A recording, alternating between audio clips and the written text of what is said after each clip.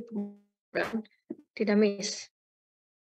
Adapun nanti materi yang akan kita bahas pada pemrograman dinamis, pertama akan ada pengantar mengenai apa itu pemrograman dinamis secara pengenalan ya, secara definisi permasalahannya, secara perumusan, dan lain. Lalu nanti akan ada deterministik. Berarti di sini sifatnya pasti ya. Sifatnya pasti baik itu dari nanti ada yang kita sebut status ataupun variabel keputusannya. Dia akan bersifat pasti probabilistik ya. Berarti di sana ada probabilitas, ada kemungkinan yang terjadi di situ. Berarti nanti akan ada sedikit tentang statistiknya ya di situ ya, untuk mencari probabilitas dari. Nah, kalau dari kata pemrograman dinamis, kita punya pemrograman dan dinamis. Pemrograman seperti apa? Sudah ya tahu lah ya, pemrograman sesuatu kita selesaikan. Dinamis berarti bergerak terus ya, akan bergerak terus. Nanti dia akan saling berpengaruh antara kegiatan yang satu dan yang berikutnya. Jadi nanti kita punya tahap. Jadi dalam tahap-tahap nanti akan saling berkaitan. Tahap sebelumnya merupakan tahap input dari tahapan untuk berikutnya dan seterusnya sampai di tahap akhir.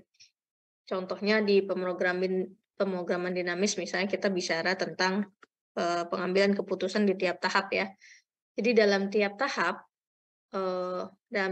itu kita akan mengambil keputusan yang optimal sesuai dengan tujuan kita. Misalnya kita ingin meminimumkan jarak. Misalnya kalau kita bicara tentang rute ya, tentang rute terpendek misalnya. Kita punya beberapa alternatif. Kita bicara tentang alternatif. Jadi dari banyak alternatif tadi ingin kita lihat keputusan yang terbaik yang sesuai dengan, kembali lagi ke fungsi tujuan kita, yaitu ingin meminimumkan jarak. Jadi nanti akan ada tiap-tiap keputusan yang akan diambil pada tiap tahap. Jadi setiap keputusan yang akan kita ambil di setiap tahap itu akan mempengaruhi keputusan akhirnya ya, kebijakannya nanti seperti apa. Jadi misal kita punya 3 tahap misalnya ya. Tahap pertama, kita perlu menentukan misal dalam perakitan mesin misalnya ya. Kita punya beberapa alternatif material misalnya ya. Dari misal kita ingin meminimumkan biaya yang dikeluarkan untuk membeli material tersebut misalnya ya. Jadi kita perlu memilih material mana yang nantinya akan kita pilih yang memberikan nilai biaya paling kecil, paling minimum, yang nantinya akan berpengaruh ke tahap berikutnya. Tahap berikutnya misalnya nanti setelah kita membuat mesin tersebut, kita ingin memproduksi barang, memproduksi suatu produk ya, yang mana nanti dengan di tahap awal tadi kita memilih untuk merakit mesin tadi, yang nantinya akan berpengaruh ke produksi, entah nanti dari segi mesinnya bisa menghasilkan produk yang lebih banyak kapasitasnya, atau dari kecepatan mesinnya, atau dari maintenance mesinnya yang tidak terlalu besar dan lain-lain. Jadi intinya dalam pemrograman dinamis itu akan selalu ada dinamis ya, pergerakannya itu akan selalu ada untuk setiap tahap.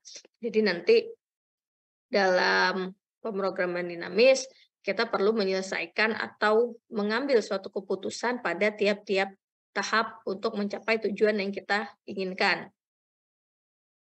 Nah, di sini pendahuluan. Pemrograman dinamis atau dynamic programming merupakan teknik matematis yang dapat berguna untuk membuat suatu urutan keputusan yang saling berkaitan. Jadi kita misalnya punya tujuan, kita punya beberapa tahap. Kita punya 4 tahap.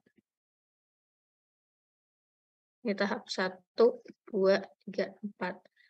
Di mana untuk dari 1 mencapai 4, kita punya beberapa alternatif. Misal, ini misal kita ngomongin rute ya. Jadi dari titik 1, kita punya alternatif bisa ke titik 2, atau ke 3, atau ke 4. Yang mana nanti jika kita memilih salah satu titik di sini, itu akan mempengaruhi ke keputusan berikutnya. Misal kalau kita milih kedua, dari 2 nanti kita harus milih kemana lagi untuk memberikan tujuan yang kita inginkan. Misalnya ingin meminimasi biaya ya. Meminimasi biaya berarti dari 1 ke 2, 2 bisa jadi dari 2 ke 6, tergantung nanti parameter-parameter yang diketahui itu sebesar apa dan tujuan yang kita inginkan juga seperti apa ya. Jadi di sini dalam pemrograman dinamis, dalam mencari kebijakan optimalnya, kita membuat suatu urutan keputusan. Jadi kalau kita berangkat dari 1, kita harus kemana dulu nih, ke simpul yang mana. Lalu di tahap 2 ini, misalnya kita pilih 3, dari 3 kita berangkat ke simpul mana lagi untuk memberikan biaya minimum, dan seterusnya sampai ke tahap ke N ya, tahap ke N. Nah, jadi pemrograman dinamis di sini tidak mempunyai rumusan yang baku. Jadi untuk setiap masalah pasti dia akan berbeda ya dalam pengambilan keputusannya.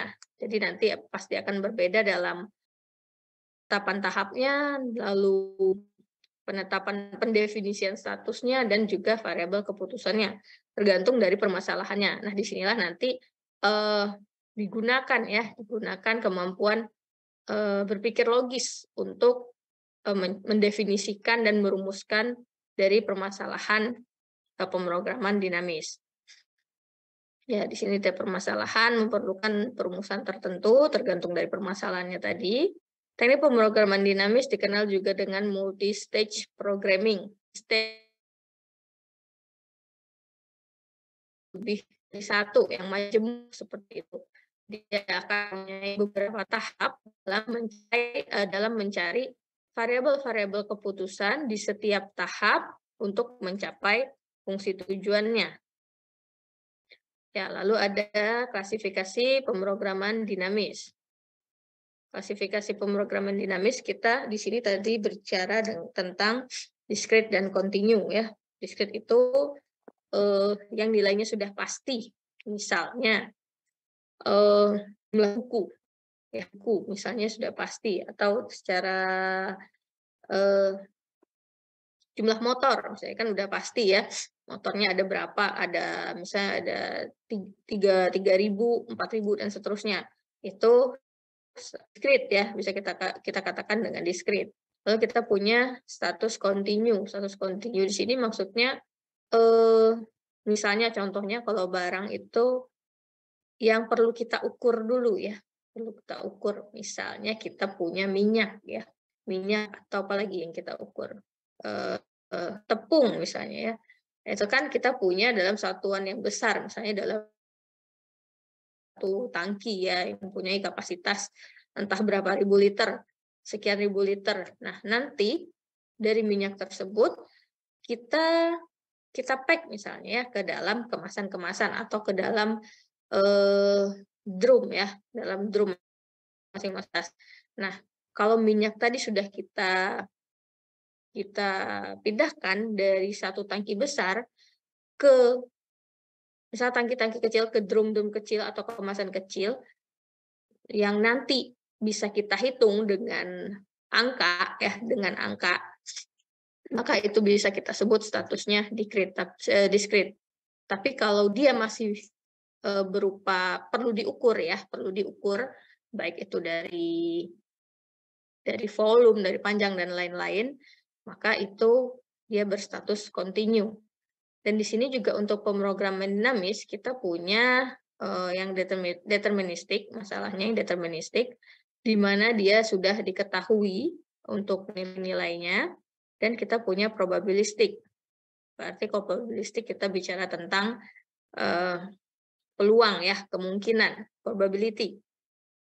Dan kita punya koefisien variansi, punya standar variasi, rata-rata, dan lain sebagainya. Itu untuk masalah yang probabilistik. Misalnya untuk masalah inventory tak tentu ya, inventory persediaan tak tentu. Jadi nanti kita punya kemungkinan berapa yang harus kita pesan atau berapa yang harus kita sediakan dan lain-lain. Lalu ada karakteristik masalah pemrograman dinamis. Ya, di sini kita nanti jika kita punya suatu masalah yang akan kita selesaikan dengan pemrograman dinamis, nanti akan kita bagi menjadi beberapa tahap atau stage ya, tahap atau stage, di mana setiap keputusan atau decision tersebut harus dibuat pada tiap tahap. Jadi untuk tiap tahap perlu kita cari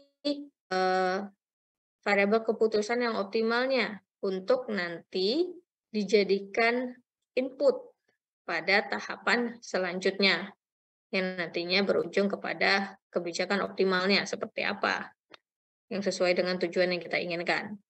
Lalu tiap tahap mempunyai sejumlah status atau state. Ya, state ini nanti perlu kita definisikan juga tergantung dari permasalahannya seperti apa. Jadi dalam tiap tahap kita harus mendefinisikan statusnya. Statusnya apa nih? Apakah dari biaya, misalnya kalau dari ngomongin rute tadi, atau nanti kita bicara tentang kapasitas, statusnya pada tahap 1 kapasitasnya bisa jadi 0. Nanti di tahap 2 kapasitasnya sudah berkurang menjadi 2 dan seterusnya. Itu contoh untuk status ya. Jadi efek dari keputusan pada tiap tahap adalah mengubah status saat ini menjadi status yang berkaitan dengan tahap berikutnya. Jadi dia nanti akan, yaitu tadi di awal dijelaskan, dia akan berurutan untuk menentukan kondisi optimalnya dari tujuan yang ingin dicapai. Lalu kita juga punya prosedur pemecahan. Jadi di sini prosedur pemecahannya didesain untuk mendapatkan kebijakan optimal secara keseluruhan. Walaupun kita tadi punya variabel keputusan di tiap tahap ya, di tiap tahap, tapi ini untuk mendapatkan kebijakan optimal dari keseluruhan masalah. Otomatis kalau kita dapat yang terbaik di tiap tahap secara logika, secara keseluruhan, dia pun pasti akan menjadi kebijakan optimal juga yang dapat kita ambil dari suatu permasalahan ya. Oke, misal diberikan satu saat ini, kebijakan optimal untuk tahap tersisa adalah independen ya terhadap kebijakan yang diambil dalam tahap berikutnya, atau disebut dengan principle of optimality dari pemrograman dinamis. Ya, ini ada karakteristiknya. Jadi jika diasosiasikan dengan setiap tahap, nanti pada setiap tahap kita punya return function atau fungsi pengembalian. Fungsi pengembalian yang nantinya akan kita gunakan untuk mengevaluasi apakah pilihan yang sudah kita buat atau variabel keputusan yang sudah kita tetapkan tadi itu memiliki kontribusi dari keputusan yang telah kita buat secara keseluruhan dari tujuan yang kita punya tadi. Jadi nanti setiap fungsi kembalian yang kita buat nanti itu kita gunakan untuk mengevaluasi apakah pilihan dari setiap tahap tadi sudah memberikan nilai yang terbaik secara keseluruhan. Lalu kita punya masing-masing stage N itu adalah total proses keputusan yang berhubungan di setiap tahap ya, atau nanti akan disebut transition function. Kita juga punya fungsi transisi. Kita punya fungsi pengembalian, punya fungsi transisi. Dan juga ada hubungan rekursif ya. Hubungan rekursif ini akan kita gunakan untuk menghubungkan ya dari kebijakan optimal dari setiap tahap yang kita punya. Jadi nanti kita punya, ya kalau untuk mendefinisikannya kita punya status, kita punya variabel keputusan, kita punya return function atau fungsi pengembalian, kita punya fungsi transisi dan fungsi rekursif. Ya, ini dalam pengambilan keputusan nanti kita akan punya tahap atau stage, titik di mana suatu keputusan dibuat. Jadi dari setiap tahap kita akan memutuskan atau mencari satu variabel keputusannya untuk setiap tahap, mana yang paling optimal berdasarkan dari permasalahan kita atau dari apa yang kita ingin capai ya, dari tujuan kita. Lalu ada state atau status, ini merupakan parameter masukan dari pemrograman dinamis. Dan juga ada transformation, aturan yang mengarahkan keputusan. Ya, secara ilustrasi seperti ini, kita punya tahap.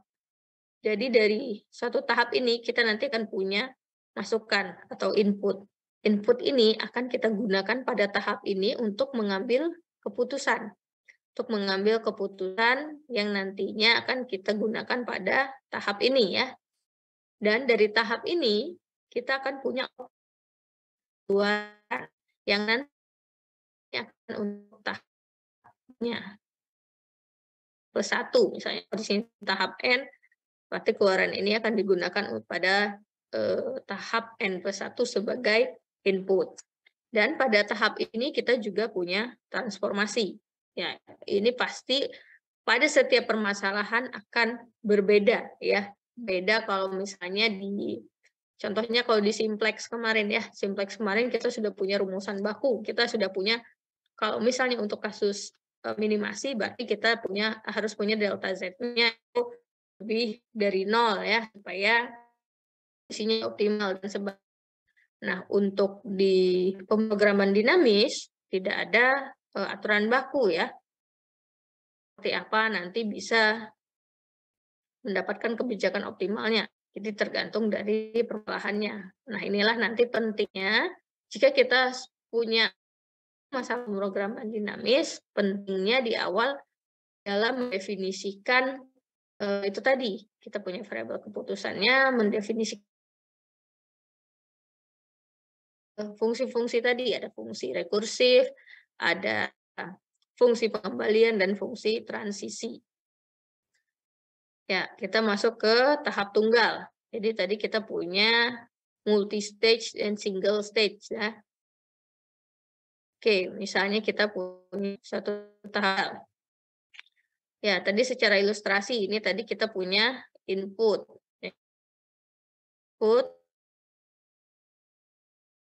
Dan ini fungsi pengembalian. Nah, di sini status input itu atau kita notasikan dengan SN ya, SN, status input. Dan S tilde ini ada notasi gelombang seperti ini ya. Ini S tilde N itu adalah status output. Dan pada tahap ke N ini kita akan punya nanti variabel keputusannya. Jadi apa nanti yang akan kita pilih pada tahap ini? Kalau misalnya tadi kita bicara tentang rute, berarti simpul mana yang akan kita pilih pada tahap ini? Misalnya tahap 1 ya. Nanti bisa kita pilih mana yang menjadi variabel keputusannya. Lalu kita punya fungsi pengembalian atau return function. Return function ini itu terdiri dari status, state, dan decision-nya.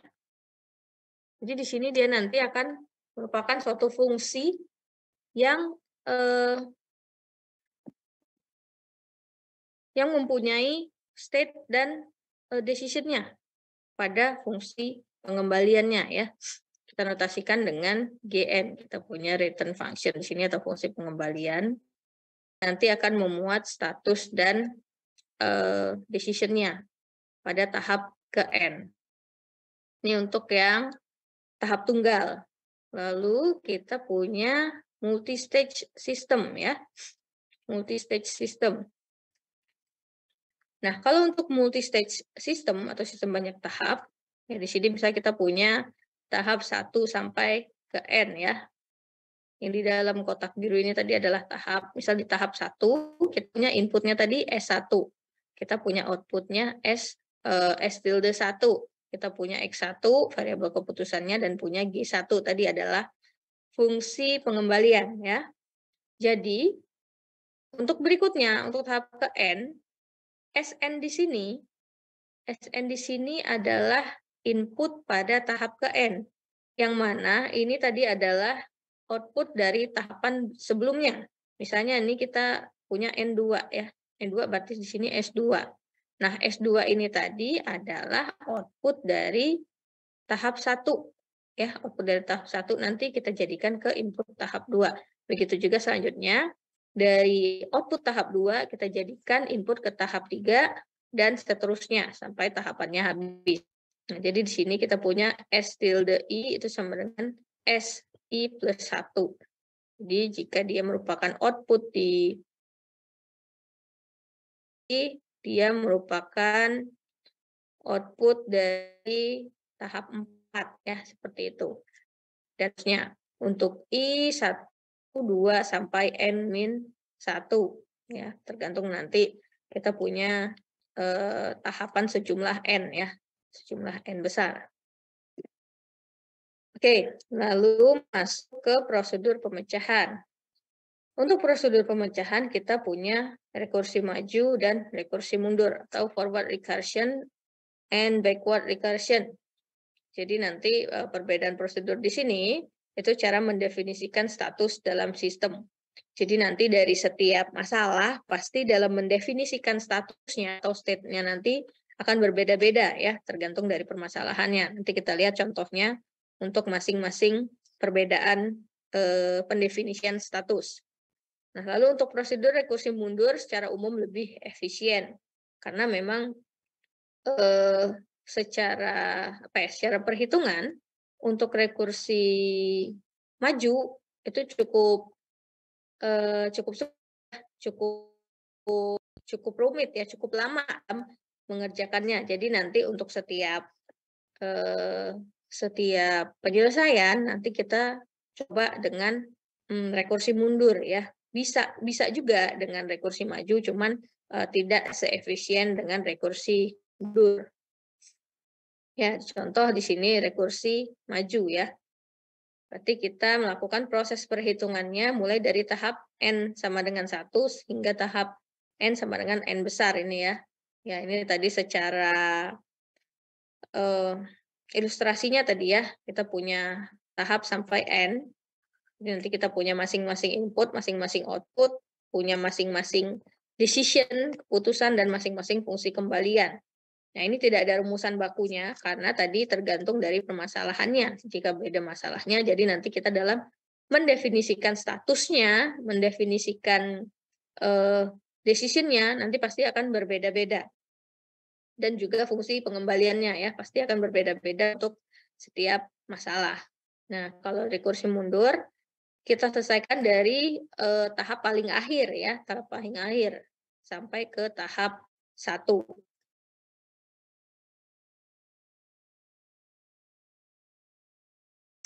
Fungsi transisi kita di sini tadi punya S ya, atau state. Untuk rekursi maju, state N-1 sama dengan state pada N. Di sini ada operasi ya. Nah, operasi nanti operasi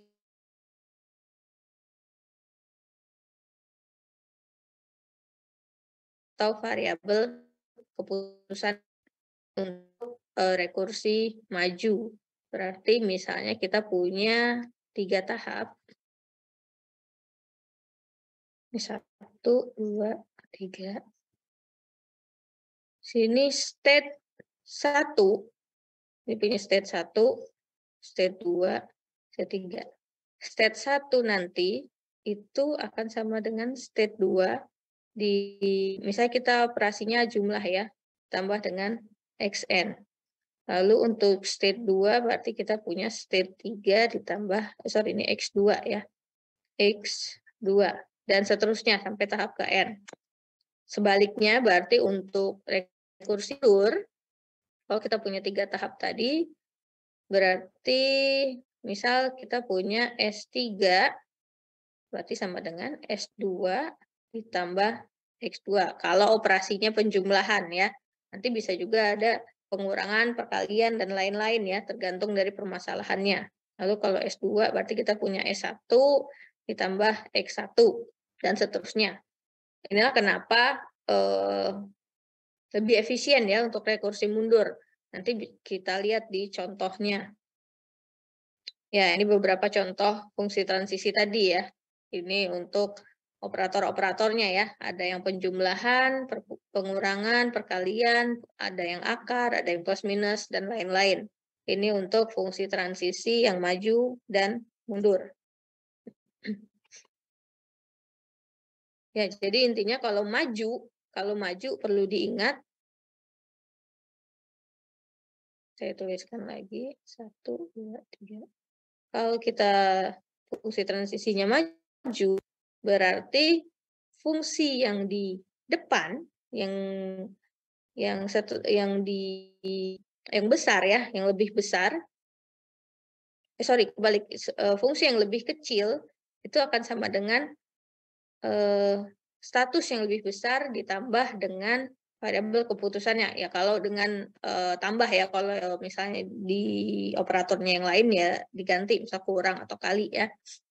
Jadi kalau untuk fungsi transisi maju, state yang lebih kecil akan sama dengan state yang lebih besar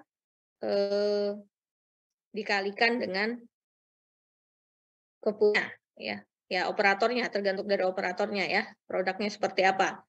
Kebalikannya, kalau fungsi transisi mundur berarti state yang lebih besar itu akan sama dengan state yang lebih kecil dan variabel keputusan yang lebih kecil ya. Ya secara logika aja, kalau maju kan berarti dari 1 ke 2, berarti 1 ini adalah hasil dari 2 dari 2 variabel keputusannya.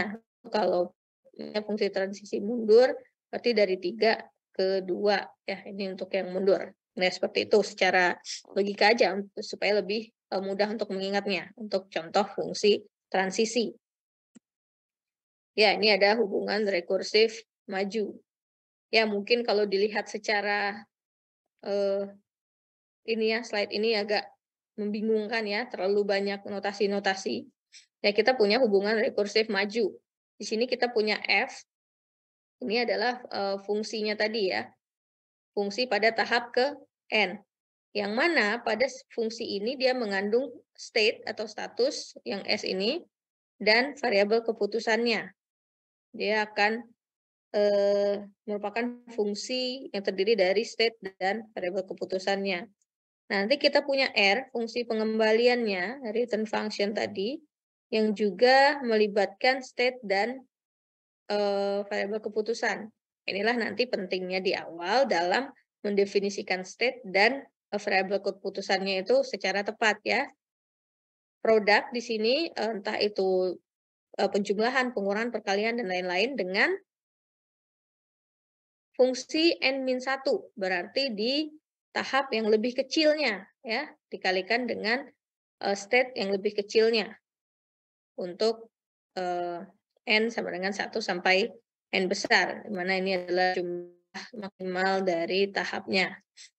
Ini untuk yang optimal ya, yang tanda bintang ini optimal. Lalu untuk fungsi optimalnya dari state N, fungsi optimal tahap N untuk status N itu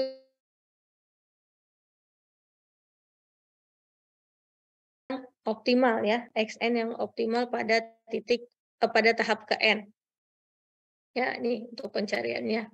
Kita ingin mencari yang optimal dari fungsi pengembalian, fungsi return function tadi dengan fungsi optimal pada tahap sebelumnya. Dengan fungsi pengembalian pada fungsi transisi pada S0, tahap 0 itu akan sama dengan 0. Jadi kalau misalnya kita dari rekursif maju, berarti kita punya F0 sama dengan 0. Kalau misalnya kita nanti punya yang rekursif mundur, kita gunakan rekursif mundur, berarti Fn-nya, entah itu N-nya 5, misalnya berarti F5 sama dengan 0 ya.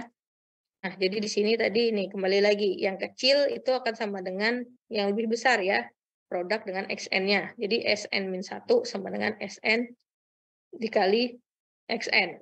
Itu yang maju. Sebaliknya yang mundur untuk sama masih untuk Fn fungsi pengembaliannya, fungsi transisinya yang mengandung state dan decision-nya itu merupakan fungsi pengembalian di produk dengan fungsi optimal dari N+1-nya ya, N+1-nya dengan status N+1. Ya, sama, cuma berbeda di state-nya saja ya. Kita masih akan mencari yang optimal juga. Nah, kalau di rekursif mundur, kita punya F optimal untuk N+1 dari S N+1 itu akan sama dengan 0. Jadi misal kita punya tahapnya tadi 4, jadi F optimal dari 4+1 yaitu 5, untuk S5 nanti akan sama dengan 0. Jadi kalau kita misal punya tahap tadi 4 misalnya ya, jadi F5 di sini akan sama dengan 0. Yang nantinya F5 ini nanti itu akan kita cari nilai optimalnya dari fungsi pengembalian di tahap sebelumnya. Nah, ini ada langkah-langkah pemecahan. Pertama, tentukan prosedur pemecahan. Mau pakai rekursif maju atau rekursif mundur. Tadi di awal sudah dijelaskan rekursif mundur itu akan lebih efisien ya secara perhitungan. Lalu kita tentukan tahap atau stage-nya ya. Jadi kita harus mengerjakan berapa tahap nih dari permasalahan pemrograman dinamis kita.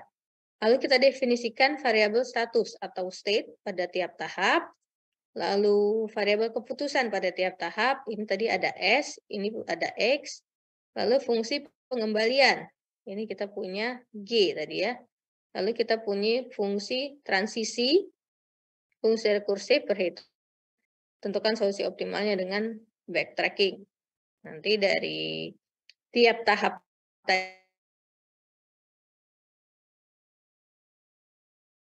saja mana saja variabel keputusan yang memberikan fungsi tujuan yang kita inginkan. Nah, di sini kita punya beberapa contoh masalah pemrograman dinamis deterministik yang sifatnya pasti. Di sini kita punya single state discrete deterministic dynamic programming. Kita ada stagecoach problem, cargo load problem, inventory problem, dan reliability problem. Di sini kita punya status tunggal dan deterministik ya. Oke, sebentar.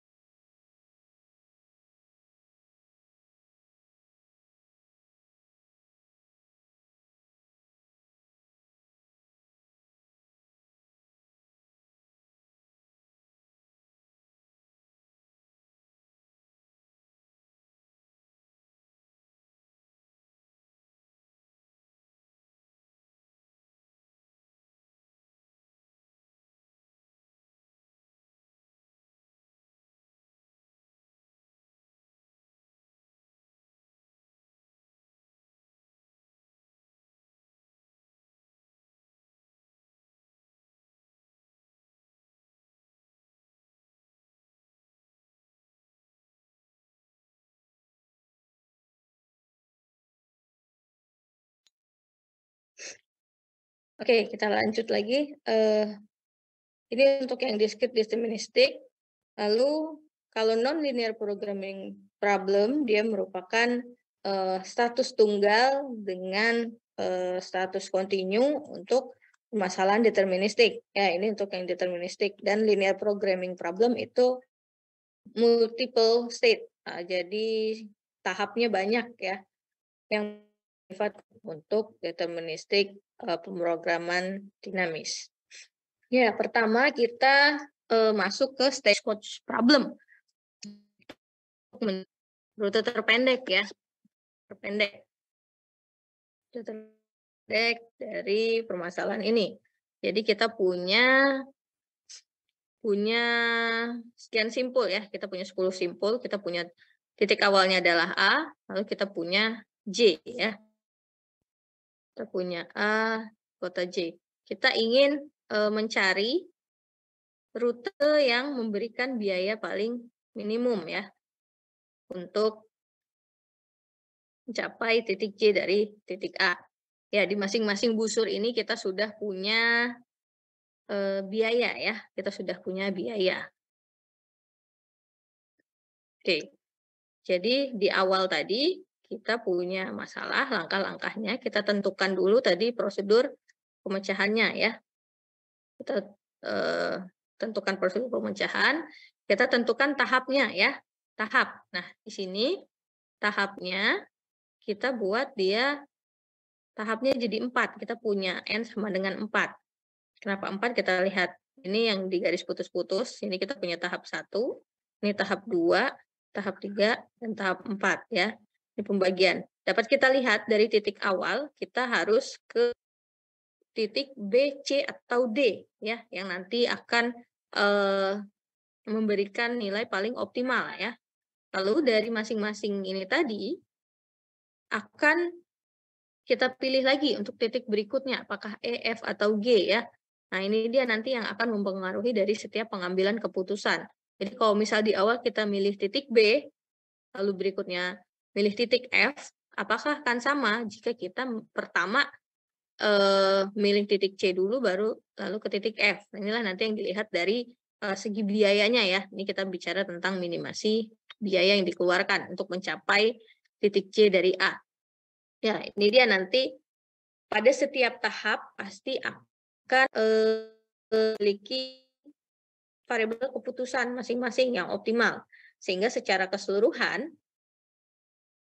nanti akan memberikan kebijakan yang paling optimal ya untuk kasus di sini kita stagecoach problem atau permasalahan rute terpendek. Oke, kita punya 4 tahap ya, 1, 2, 3, 4. Nah, di sini kita definisikan tadi statusnya ya. Status, kita definisikan status, kita definisikan variabel keputusan, dan juga fungsi pengembalian. Untuk statusnya, pada tahap ini tadi, kita definisikan sebagai simpul saat ini, pada tahap ke N. Sebentar. Kita definisikan simpulnya adalah, sebentar saya.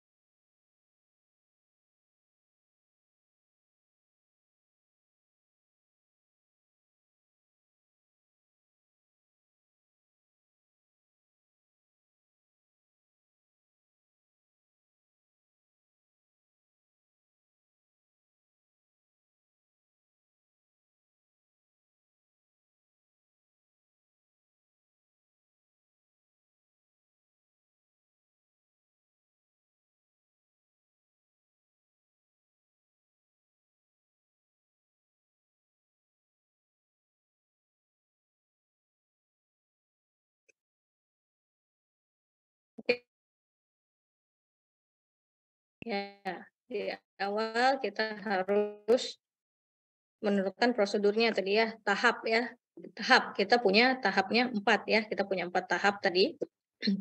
Yang sudah kita bagi-bagi berdasarkan region ya, di sini ya, berdasarkan wilayahnya.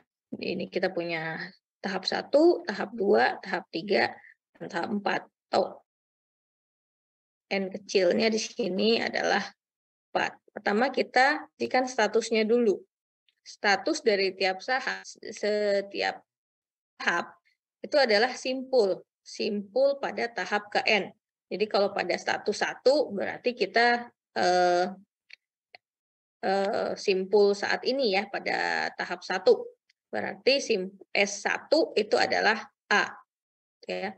Lalu misalnya S2 nanti antara B, C atau D. Nanti kita pilih mana yang memberikan nilai paling optimal ya.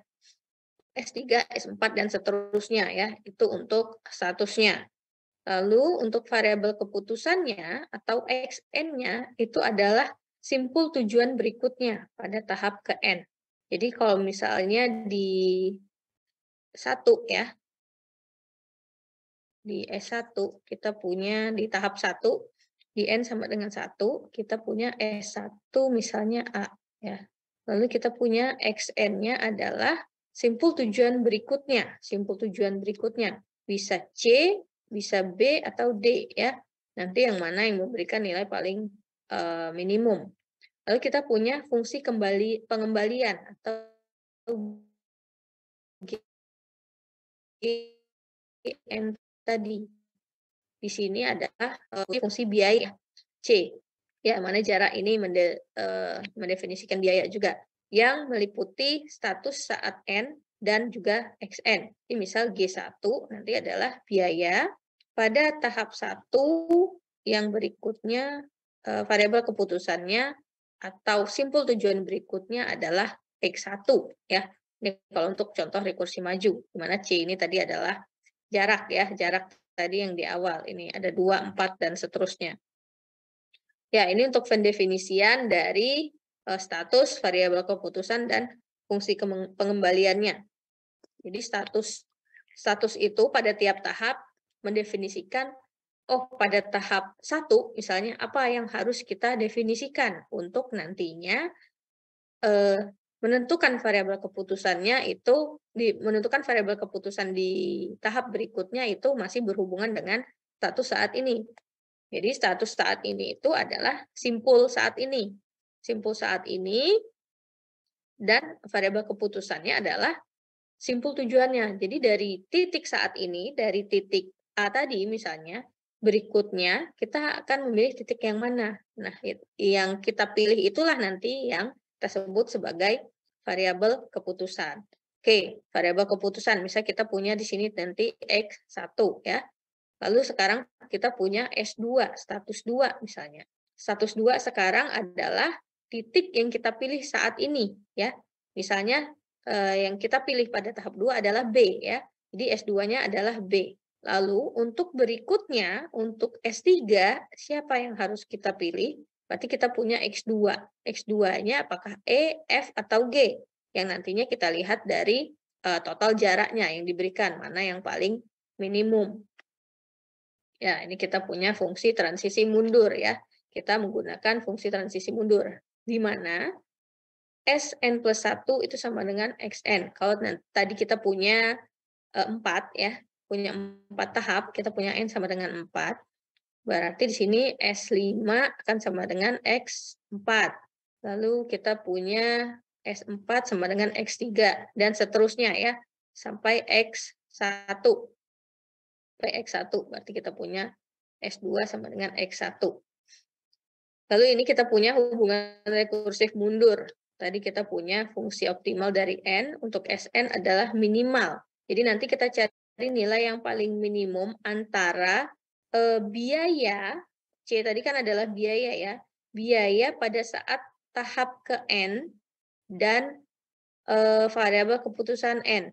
Jadi pada tahap, misalnya ini tahap 4, jadi variabel biaya jarak pada tahap 4 untuk variabel keputusan yang kita pilih pada X4. Kita tambahkan dengan fungsi optimalnya dari Fn plus 1, berarti ini F optimal 5 ya, S5. Berarti ini 3 ya, ini 3 karena N-nya sama dengan 4, kita punya N tadi 4. Kita cari nilai yang paling minimalnya untuk kita pilih, karena kita tadi ingin meminimasi jarak ya. Ya, dengan F5-nya untuk S5 itu sama dengan 0. Jadi fungsi transisinya untuk F5 itu akan sama dengan 0. Kenapa sama dengan 0? Berarti kan di situ tadi kan kita sudah mendefinisikan ya, fungsi pengembalian itu adalah biaya. Biaya. Kita lihat di sini, berarti kan di sini kita punya stage 5 ya. Jadi untuk F5 yang mana di sini tadi mengandung biaya dari S5, X5 ini akan sama dengan 0. Karena ini kita sudah sampai di tujuannya ya. Kita sudah sampai di tujuan berarti kita tidak akan mengeluarkan biaya lagi. Makanya di sini kita definisikan untuk F5-nya itu sama dengan 0. Ya, kini ada fungsi transisinya, kita hubungan rekursif mundurnya, kita cari yang minimum dari n yang lebih kecil dibandingkan dijumlahkan dengan n yang lebih besarnya. Untuk n sama dengan 4 sampai 1, karena di sini kita rekursif mundur ya. Jadi kita bergerak dari tahap yang paling besar. Oke, kita lakukan perhitungan. Tadi kita ikuti langkah-langkahnya ya. Di sini langkah-langkah.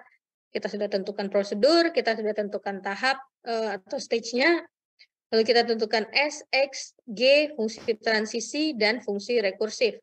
Sekarang kita lakukan perhitungannya. Ya. Perhitungannya, oke, di sini kita punya tahap N sama dengan 4. Berarti kita punya F5-nya, optimal 5-nya, untuk stage 5-nya. Itu sama dengan 0 ya. Jadi di sini kita punya F5-nya sama dengan 0. Lalu kita lihat, tadi kita punya fungsi pengembalian ya. Kita lihat hubungan rekursif tadi ya. Hubungan rekursif tadi kita punya fungsi pengembalian atau fungsi return function-nya ini, yaitu C, Sn, Xn. Ya ini ya. C pada saat S4 dan X4. Jadi kita punya titik akhirnya itu adalah J ya. Nah, sebelum J kita lihat pada tahap 4, ini kan tahap 5 ya di sini. Ini tahap 4. Pada tahap 4 kita punya simpul H dan simpul I.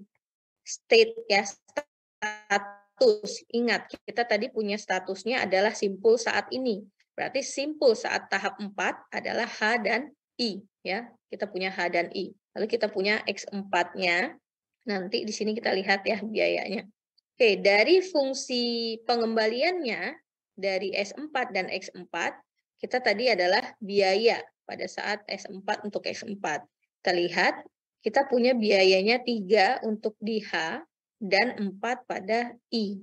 Ya, sehingga untuk fungsi optimal pada saat 4 di sini, untuk H kita punya 3, untuk I kita punya 4. Ya.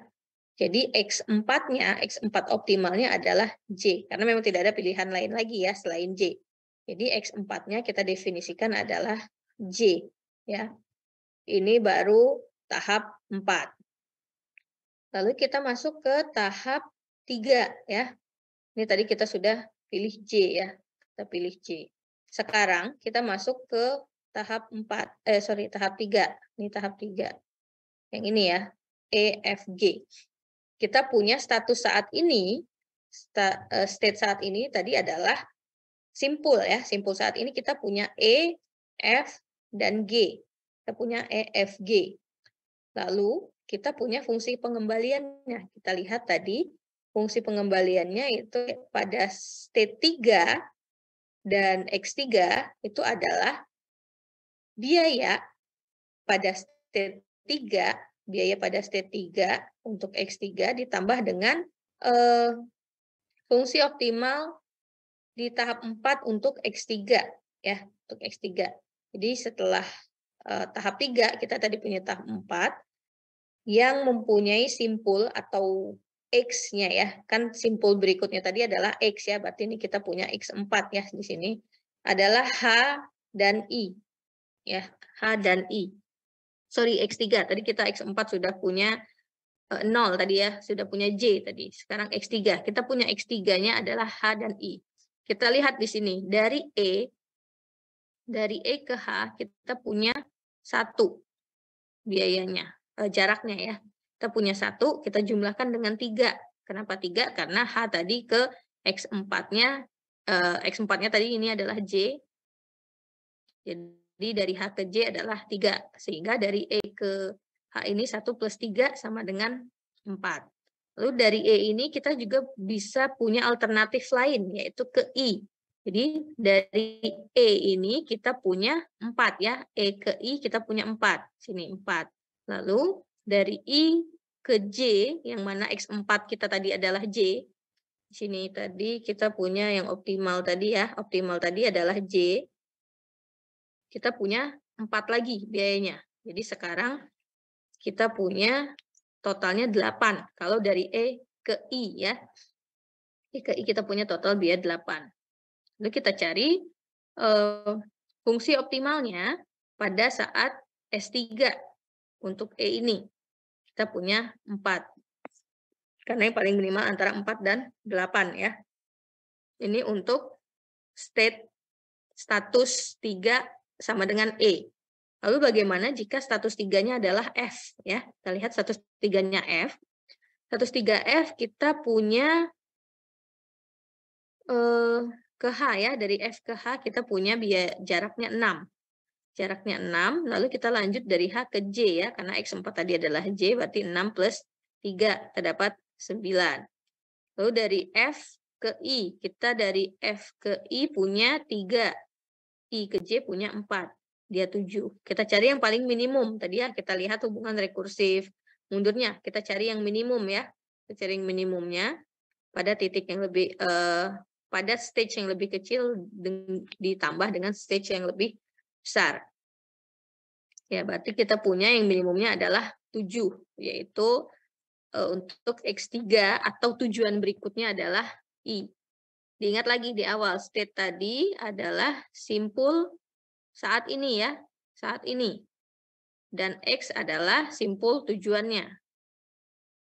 Jadi kalau simpul saat ininya adalah E, maka simpul berikutnya adalah H, ya, yang memberikan nilai minimum 4. Lalu kalau simpul saat ini adalah F, maka simpul berikutnya adalah I, yang memberikan nilainya 7. Kalau simpul saat ini G, berarti kita simpul berikutnya adalah H, ya, yang memberikan nilai 6. Ya, ini untuk tahap 3, kita punya X3 optimalnya. Ya. X3 optimal. Lalu kita sekarang masuk ke tahap 2. Tahap 2, sekarang kita lihat, ini tadi 5, 4, 3, ini 2 ya.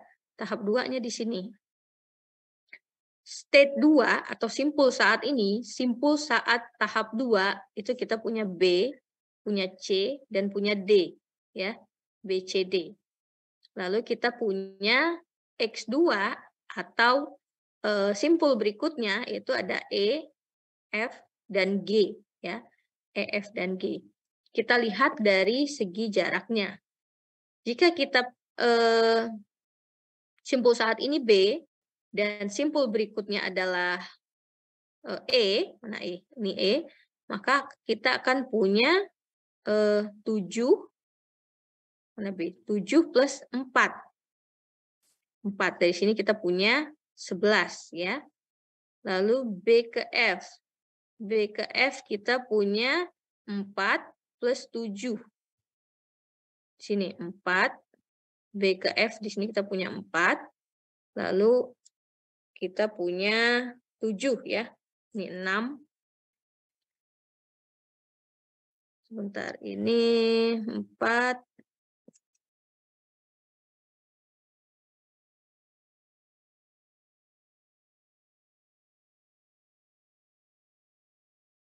Dari B ke F, kita lihat tadi fungsi F3-nya, sorry, F3 tadi. Ini kita punya 4, 7, 6 ya, 4, 7, 6. Ya, dari B ke E, ini kita lihat tadi ya, E kita punya 4, 7, 6 ya. Jadi di sini kita punya F3E berarti 4, F3F kita punya 7, F optimal G3G, 3G itu kita punya 6 ya. Ya. Oke, lalu kita lihat pada tahap 2, berarti kita punya B ya, pertama B, lalu ke E tadi, ini B ke E kita jumlahkan dengan 7 ya, kita punya 7, kita jumlahkan dengan 4 ya. Ini tadi F3-nya, dilihat nih, ini untuk fungsi pengembaliannya. Fungsi pengembalian pada state 2, X2, kita punya biaya pada state 2 untuk X2 ditambahkan dengan fungsi optimal dari F3 tadi, ya, dari F3 tadi untuk X2. Sini kita punya 7, tadi B ke E kita punya 7 ditambah dengan 4, lalu dari B ke F kita punya 4 ditambah dengan 7, ya. Lalu kita punya B ke G. B ke G di sini 6 ya. Kita 6 ditambahkan dengan 6 ya, dari F3 yang kita peroleh sebelumnya tadi ya. Nah, jadi di sini telah tadi dijelaskan di awal urutan ya, urutan. Jadi keputusan pada tahap sebelumnya atau sesudahnya itu merupakan inputan ya, inputan untuk tahap berikutnya. Oke, lalu kita punya total 11, 11, 12. Jadi yang kita pilih untuk X2-nya sekarang itu adalah E dan F karena memberikan nilai yang minimum. Lalu sekarang kita punya state 2-nya, berarti ini tadi sudah B. State 2-nya sekarang kita punya C. C. Lalu kita lihat C, simpul saat ini C, lalu kita punya simpul berikutnya, alternatif kita ada E, F, dan G. Ya. E, F, dan G. Kita lihat dari C ke E kita punya 3. 3. Lalu kita punya tadi fungsi optimal pada tahap 3 untuk F adalah 7. Untuk E adalah 4 ya. Ini untuk E adalah 4. Ya, ini tadi ya, untuk E adalah 4. Jadi kita jumlahkan 3 tambah 4 sama dengan 7. Lalu untuk C ke F. C ke F pada gambar kita lihat C ke F itu 2 ya. 2 kita jumlahkan dengan ini tadi fungsinya. Fungsi pada tahap 3 untuk F tadi kita punya 7. Jadi sekarang kita peroleh 9. Lalu dari C ke G kita punya di sini 4 ya. 4. Lalu kita punya fungsi optimalnya tadi adalah 6 ya. 4 plus 6 sama dengan 10. Kita lihat dari 3 ini yang memberikan nilai minimum adalah 7 ya. Dengan X2-nya atau titik berikutnya, simpul berikutnya yang kita jadikan tujuan adalah E. Ini untuk alternatif kedua. Sekarang kita punya simpul saat ini tersisa tinggal D ya, pada tahap 2. Tinggal simpul saat ininya adalah D. Simpul tujuannya masih sama tadi, E, F, dan G. Kita coba satu-satu untuk menghitung nilai fungsinya ya. Kita punya D ke E. D ke E kita punya di sini 4 ya. 4. Dari E tadi, kita lihat di sini ini kita sudah punya C, sekarang kita tambahkan dengan F-nya, fungsi 3-nya pada tahap 3-nya tadi untuk E. Kita punya 4 ya. Jadi kita tambahkan 4, kita peroleh 8.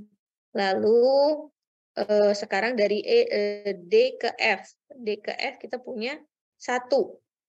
1 kita jumlahkan dengan fungsi dari tahap 3 tadi yang optimal, yaitu 7, 8. Lalu dari D ke G kita punya 5 tambah 6, 11. Yang paling minimum dari 3 ini adalah 8. Jadi dari D kita pilih kalau tidak ke E, ke G ya. Dari D kalau enggak ke E, ke G. Ya nanti kita akumulasi. Ini tahap 2.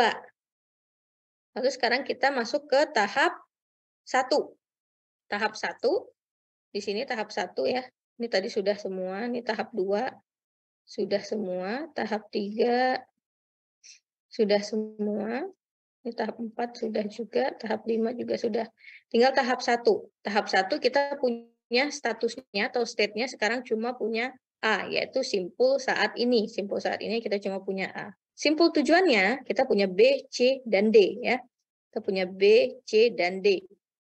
Lihat dari A ke B kita punya 2. Lalu kita lihat dari fungsi 2-nya tadi. Dari B kita punya 11. Jadi kita tambahkan dengan 11 ya. 2 tambah 11 sama dengan 13. Lalu dari A ke C kita punya 4. Kita tambahkan dengan F2-nya tadi untuk C. F2 untuk C tadi yang optimalnya adalah 7. Kita tambahkan dengan 7. 4 tambah 7, 11. Lalu dari A ke D kita punya 3. Kita tambahkan dengan tadi yang optimalnya di D adalah 8 ya. Jadi 3 tambah 8, 11. Nah, dari sini yang paling minimal adalah 11 yang diberikan oleh titik C dan D. Oke, selesai tahapan kita, perhitungan ya, di tahap perhitungan. Ya, kita sudah menentukan prosedur pemecahannya, tahapnya sudah, state-nya sudah, X-nya sudah, pengembaliannya sudah, transisi sudah, rekursif sudah, perhitungan sudah. Sekarang kita tentukan solusi optimal dengan backtracking ya. Ya, ini tadi fungsi rekursif ya.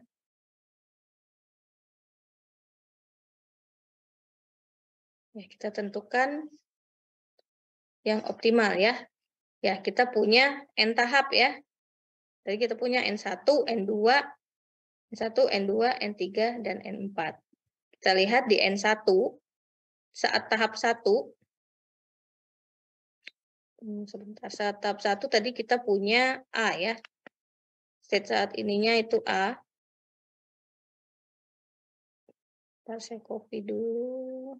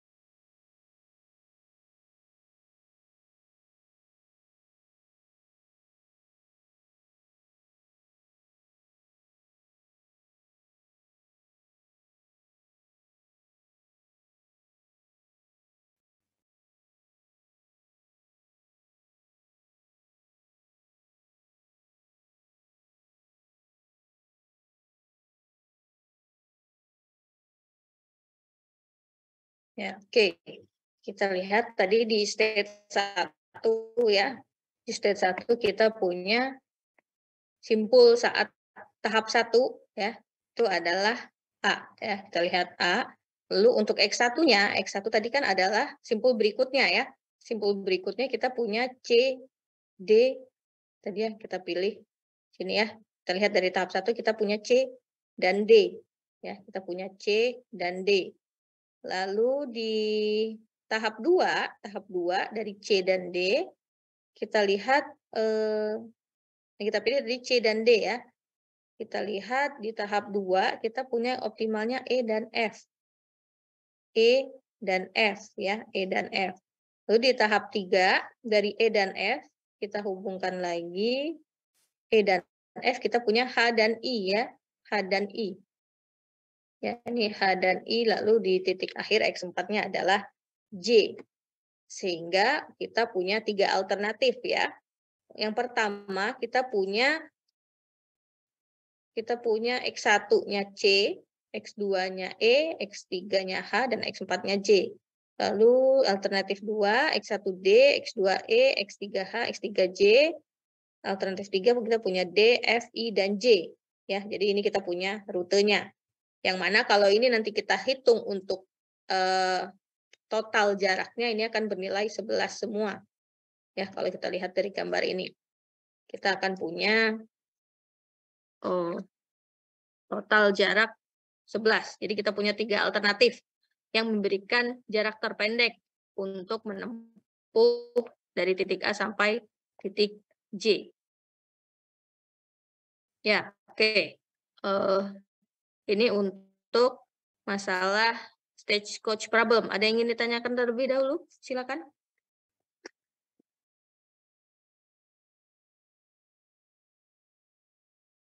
Tidak ada?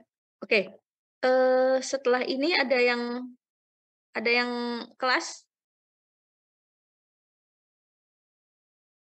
Ada, Bu. Kelas Ada, apa? Bu. Ada. Kelasnya offline atau Statin, Bu. online? Statin offline, Bu. Offline. Jam? 3:30, Bu. 3:30. Oke, kita lanjut sedikit lagi ya, sebelum saya tutup.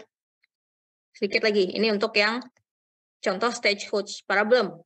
Ya, sekarang kita masuk ke contoh cargo loading problem atau knapsack ya. Di sini maksudnya untuk masalah knapsack, bagaimana kita bisa mengoptimalkan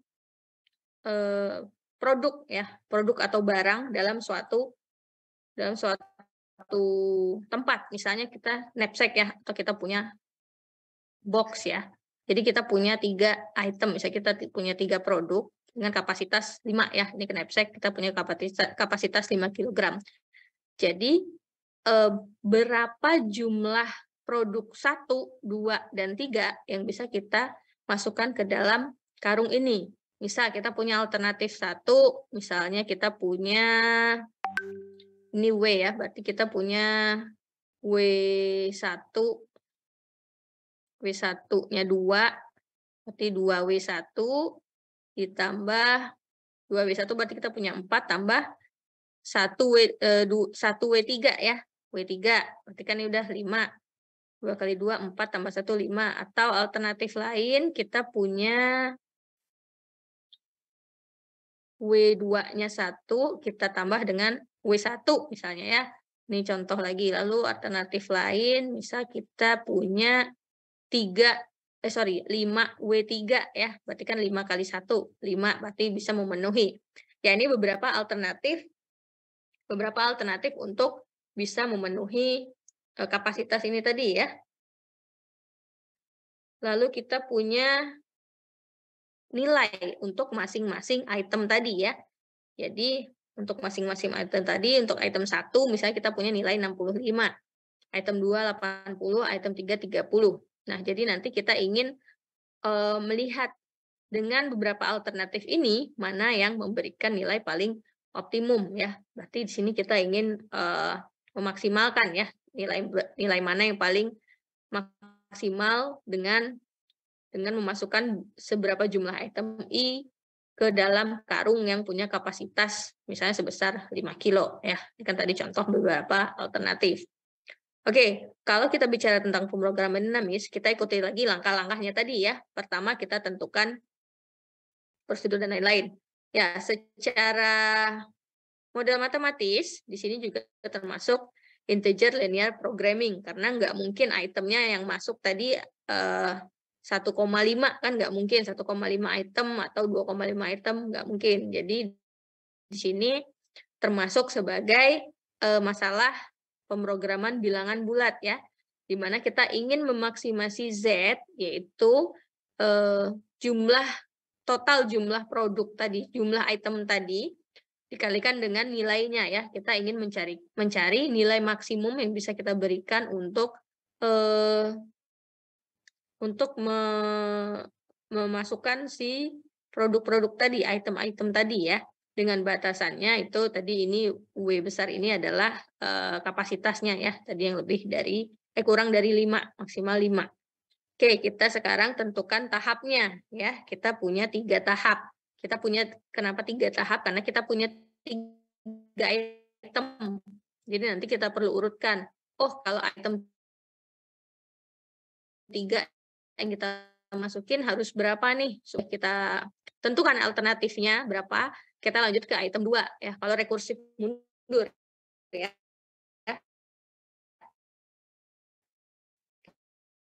Kita peroleh baru lanjut item 1.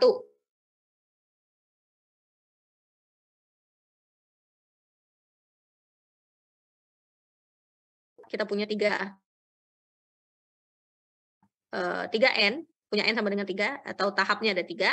Lalu kita punya status atau SN, pada tahap N adalah kapasitas yang tersedia. Jadi jika kita punya 3 tahap, sini 1, 2, 3. Jadi S1 atau tahap pada 1 itu adalah kapasitas yang tersedia. Jadi sekarang kapasitas di tahap 1 ini tinggal berapa? Apakah masih penuh 5 atau sudah tersisa 3 atau sudah habis ya?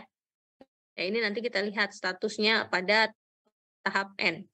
Dan kita punya variabel keputusan, ada XN, itu adalah jumlah yang dimuat. Jadi, variabel keputusannya, misal pada tahap 3, berapa jumlah item ke I yang harus kita masukkan. Jadi kalau tahap 3 berarti berapa item 3 yang bisa kita masukkan ke dalam karung tadi yang memberikan nilai paling maksimum. Seperti itu. Itu untuk variabel keputusannya. Lalu kita punya fungsi pengembalian atau GN tadi, yaitu adalah perkalian dari nilai, ini tadi nilai ya, nilai atau harga lah, harga ya, harga dikali dengan jumlah produk. Jadi kan kita ingin memaksimalkan berapa jumlah produk yang bisa kita muat ke dalam karung yang memberikan nilai paling maksimum. Ini fungsi pengembaliannya. Lalu kita punya fungsi transisi. Ya, fungsi transisinya kita punya status N+1 itu sama dengan status saat N dikurangi dengan ini tadi bobot ya. Apa tadi bahasanya ya? Ya berat ya, berat dikurangi dengan jumlah produknya. Jadi misalnya kita pada tahap 3 ya. Tahap 1, 2, 3. Pada tahap misal N-nya 2. N2, jadi pada tahap 3 itu sama dengan tahap 2 dikurang dari W2 kurang X2.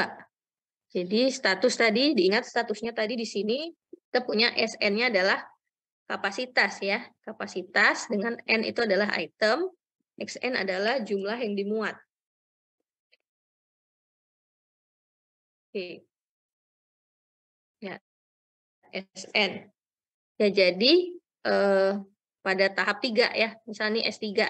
Jadi pada tahap 3, kapasitas pada tahap 3 itu adalah kapasitas pada tahap 2 dikurangi dengan jumlah dari produk yang kita masukkan pada tahap 2. Misalnya tadi di tahap 2 kita sudah masukkan 2. Jadi pada tahap 3, kapasitas tahap 3 sekarang, misalnya di tahap 1 tadi 0, tahap 2 kita sudah masukkan item berapa tadi? Misalnya item 1 kita masukkan 1. Item 1 kita masukkan 1 yang berjumlah 2 ya. Ini beratnya 2. Jadi kapasitas saat tahap 3 sekarang tersisa adalah kapasitas saat 2 tadi adalah 5 dikurang adalah 2 dikali 1 ya. Berarti sekarang kita punya ini 5. Berarti kita sekarang punya 3 kapasitas di tahap ketiga. Ya seperti itu nanti ya untuk menghitungnya ya. Untuk fungsi transisinya. Lalu kita punya hubungan rekursif. Hubungan rekursif karena kita tadi fungsinya ingin memaksimalkan. Jadi untuk fungsi rekursifnya pada saat tahap N, kita ingin mencari nilai maksimum ya. Maksimum dari ini tadi fungsi pengembalian kita, Vn kali Xn, ini kita punya nilai dikali jumlah produknya, ditambah dengan fungsi optimal dari N+1 untuk state Sn+1 ya. Jadi kalau kita punya di sini F2 ya, misalnya kita punya F2, fungsi optimal 2 pada saat S2, pada saat status 2, itu adalah nilai maksimal dari perkalian antara jumlah produk dengan nilai untuk itemnya ya, ditambah dengan fungsi optimal pada F3 untuk saat status 3. Ya, di sini kita punya 3 tahap tadi ya, N3, 2, 1. Jadi pada saat ini ya, pada saat F4, jadi F3 plus 1 untuk S4 itu sama dengan 0. Karena pada saat tahap 3, kapasitasnya sudah habis ya. Kapasitasnya sudah habis. Oke, sekarang kita lakukan perhitungan. Kita bergerak dari tahap N sama dengan 3 atau item ketiga. Item ketiga kita tadi punya beratnya, bentar, item 3 kita punya beratnya itu 1 kilo ya. 1, 2, 3, 1 kilo. dengan nilainya itu adalah 30. Oke, sekarang kita punya F4-nya ya, F4 untuk state 4-nya adalah 0 ya, karena kita tidak punya kapasitas pada saat tahap 4. Oke, kita lihat state 3. State 3 tadi adalah kapasitas saat tahap 3. Ini ya, 1, 2, 3. Kapasitas pada tahap 3 dan X3 adalah jumlah yang kita masukkan pada tahap 3. Dengan fungsi pengembaliannya adalah nilai dikali X3-nya. Oke, jika kita punya kapasitas 0, maka tidak akan ada item yang bisa kita masukkan. Ya. Tidak akan ada item yang kita masukkan, berarti dia akan bernilai 0. Lalu jika kapasitasnya sekarang 1, pada saat tahap 3 kita tinggal tersisa 1 tahapnya. Berarti kita hanya akan bisa memasukkan item 3 tadi yang bernilai 1 kilo, 1 kilo itu sebanyak 1. Kita hanya bisa memasukkannya sebanyak 1, karena kapasitasnya sekarang cuma 1. Item 3 kita punya, item 3 itu 1 kilo ya. Lalu kalau sekarang kapasitasnya, lanjut ke sini berarti fungsi optimalnya itu adalah 30 ya. Karena ini perkalian dari nilai dan jumlah produknya. Tadi untuk biaya V3 itu adalah 30 ya. Berarti karena dia cuma 1, bisa kita masukkan 1 untuk item 3, kita kalikan dengan biayanya tadi 30, jadi 30. Lalu kita coba sekarang alternatif berikutnya, jika kita punya kapasitas saat state 3 ini, saat tahap 3 ini sebanyak 2. Berarti berapa item 3 yang bisa kita masukkan? Berarti kita punya 2 item 3 ya. Sini kita punya 2 item 3. Kita punya pilihan 2 item 3, kan 2 kali 1 kan 2 kilo. Bisa memenuhi kapasitas. Kita kalikan dengan biayanya tadi ya, 60. Lalu jika 3 berarti kita punya 3 kapasitas ya. Kita bisa memasukkan 3 untuk item 3, 4, dan 5 seterusnya ya. Ini nanti tinggal dikalikan dengan biayanya ya. Kita punya 30, 60, 90, 150. Jadi untuk kapasitas 0 kita punya X3-nya atau kapasitas atau jumlah yang bisa kita masukkan pada tahap 3 sebesar 0. Lalu jika kita punya kapasitas 1, jumlah produk yang bisa kita masukkan itu hanya 1. Jika kita punya kapasitasnya sebesar 2 pada tahap 3, kita hanya bisa memasukkannya 2 dan seterusnya ya. Ini nilai optimalnya untuk X3. Oke, lalu lanjut ke tahap 2. Tahap 2 atau N sama dengan 2. Jadi kita punya item 2 itu tadi, W-nya adalah 3 kilo, dengan V-nya adalah 80 ya. Kita lihat state 2 atau kapasitas saat ini. Kapasitas saat ini, lalu kita lihat juga X2 tadi adalah jumlah ya. Jadi jumlah berapa yang bisa kita masukkan. Misal kita punya kapasitas 0.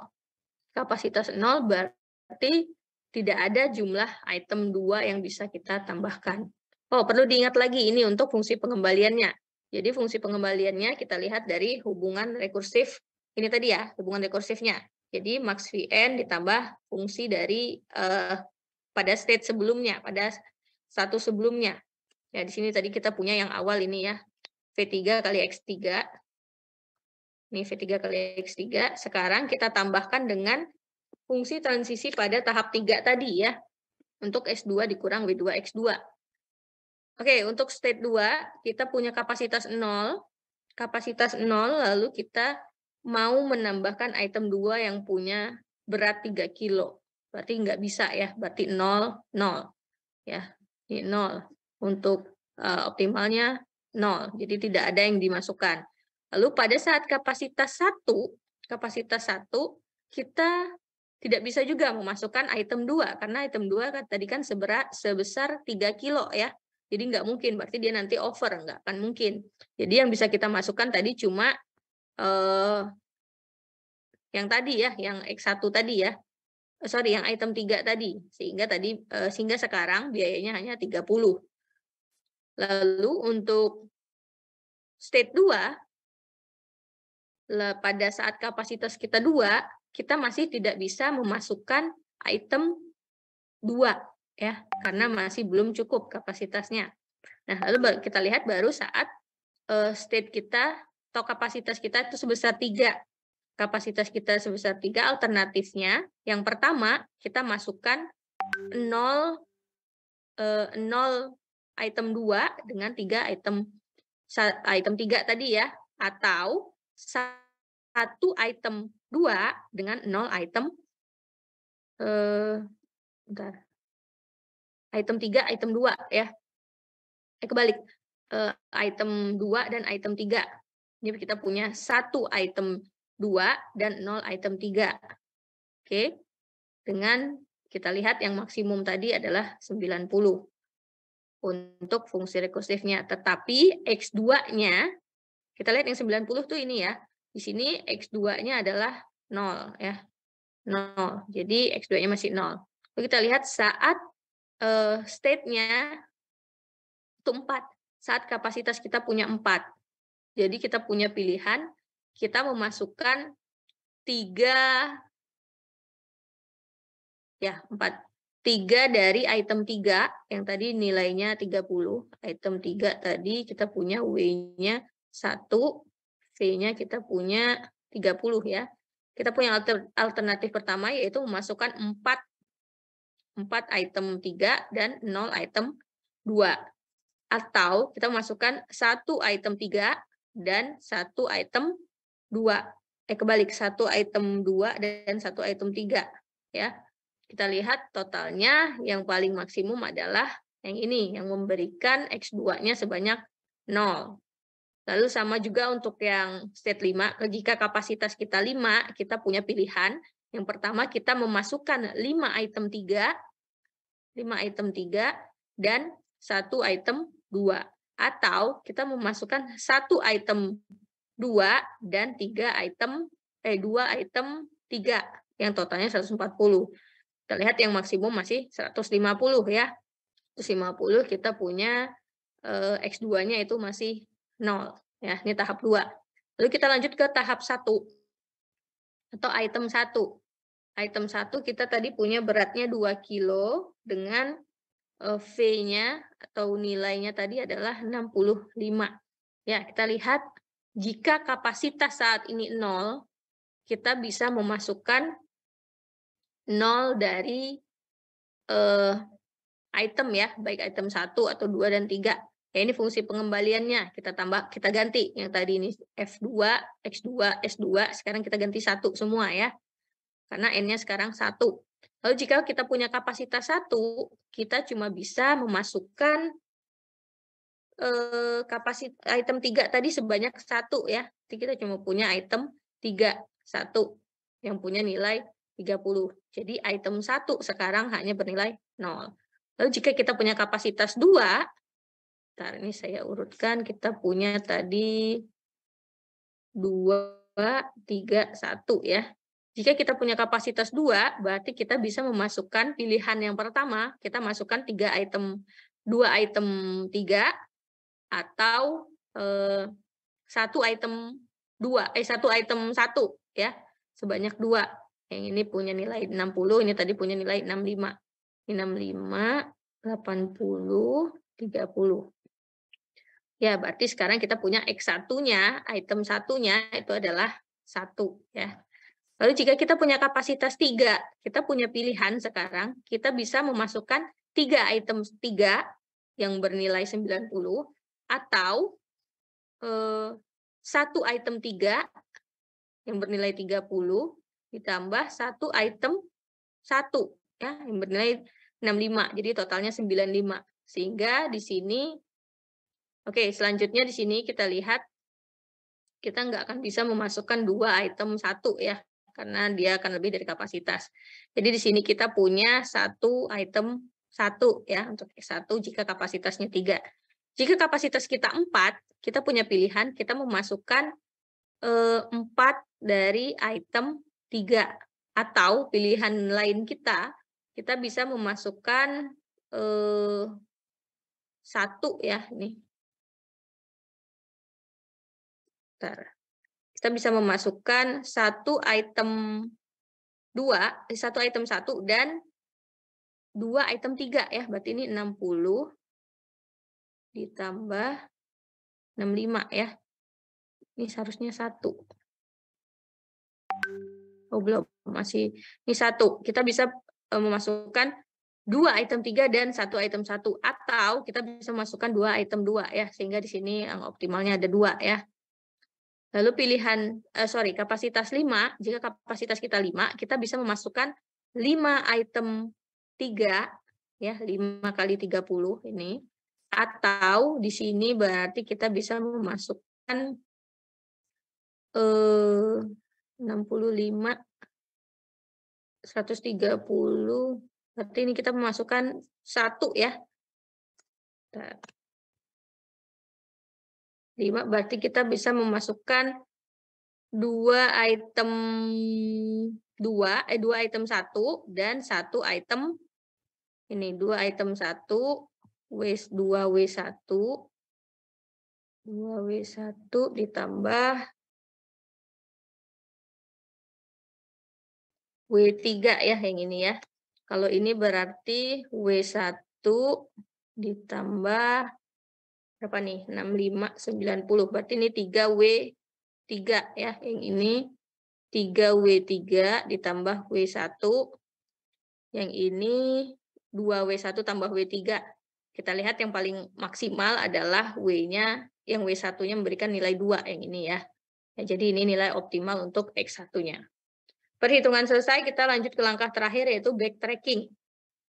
Backtracking kita lihat di sini kita punya N1, N2, N3. Ini adalah item-itemnya ya. Item-itemnya dengan masing-masing beratnya. Sini ada 2 kilo, 3 kilo, dan 1 kilo. Kita lihat pada saat S1 yang paling maksimal ini ya. S1 jika kapasitasnya masih 5, berarti kita bisa memasukkan X1-nya 2 di sini ya, karena yang paling optimal di sini adalah 2. Jadi sekarang S2-nya bernilai 1, kapasitasnya tersisa 1. Berarti X2 tadi yang kita punya kapasitasnya itu adalah beratnya adalah 3. Berarti kita tidak bisa memasukkan X2 sekarang ya, karena kapasitas tinggal 1. Jadi X2-nya 0. Kita lihat di tahap 2 tadi ya, 0. Lalu pada saat S3 sekarang kapasitasnya masih 1. Kapasitas kita masih 1, kita lihat item 3 tadi beratnya adalah 1 kg. Berarti kita sekarang hanya bisa memasukkan 1 item 3 ke dalam karung yang berkapasitas 5 kilo tadi ya. Kita lihat tadi di tahap 1 ya. Ini kita cuma punya 1. Sehingga untuk variabel keputusannya untuk masing-masing item itu bernilai X1 sama dengan 2 item. Lalu X2-nya 0, X3-nya 1. Dengan totalnya adalah 5 kg ya. Berarti nanti tinggal dicari maksimum nilainya ya. Tadi kita punya fungsi tujuan, di sini kita punya sigma VI kali XI. Berarti kita punya 2, mana VI, kita punya X1-nya tadi kita punya 2 ya. 2 dikali 65. Lalu X2-nya kita punya 0 dikali 80. Ditambah X3-nya tadi kita punya 1 dikali 30. Nah, ini berarti sama dengan apa nih? 160 ya. Ini adalah nilai maksimal dari fungsi tujuan ini ya untuk masalah knapsack problem ya. Oke, mungkin cukup di situ dulu ya karena waktunya juga udah mau habis, kalian mau kuliah lagi. Jadi kita lanjut di minggu depan untuk masalah persediaan dan seterusnya untuk beberapa contoh pemrograman dinamis ya. Minggu depan kita kuliah offline sesuai dengan jadwal masing-masing ya. Kembali ke jadwal awal. Kalau online saya prefer digabung aja kelasnya ya kalau online. Minggu depan kita lanjut offline, di waktu masing-masing kita lanjut lagi ke materi selanjutnya untuk masalah pemrograman dinamis. Oke, sekian dulu untuk hari ini. Untuk absen silakan diisi Google Form seperti biasa.